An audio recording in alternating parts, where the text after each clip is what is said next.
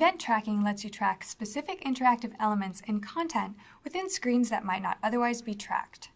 This includes button clicks, menu selections, mobile ad clicks, video plays, and swipes or other gestures.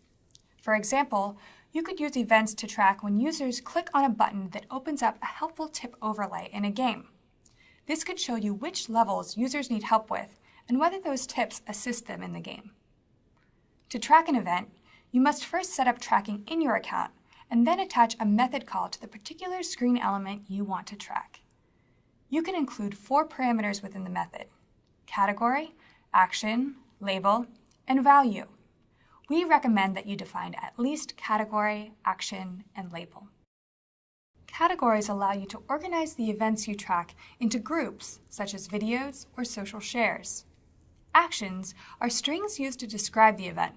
For example, you could create a category called videos with the associated actions play and pause. Labels are optional strings used to further describe the elements you're tracking, like the name of the video.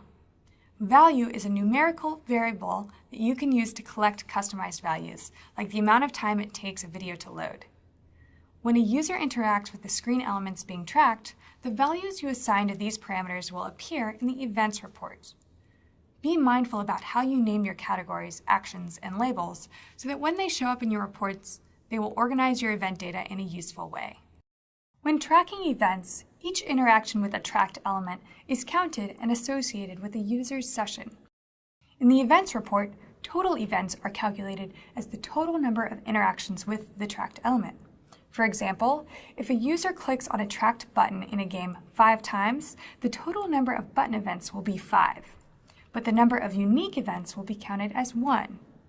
Note that if you want to track multiple elements in a single screen, you'll have to set up separate tracking for each one of those elements.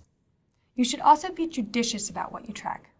Remember, you want to use event tracking to help increase engagement in a way that leads to monetization. There's no point in tracking common interactions, like a jump button in a game.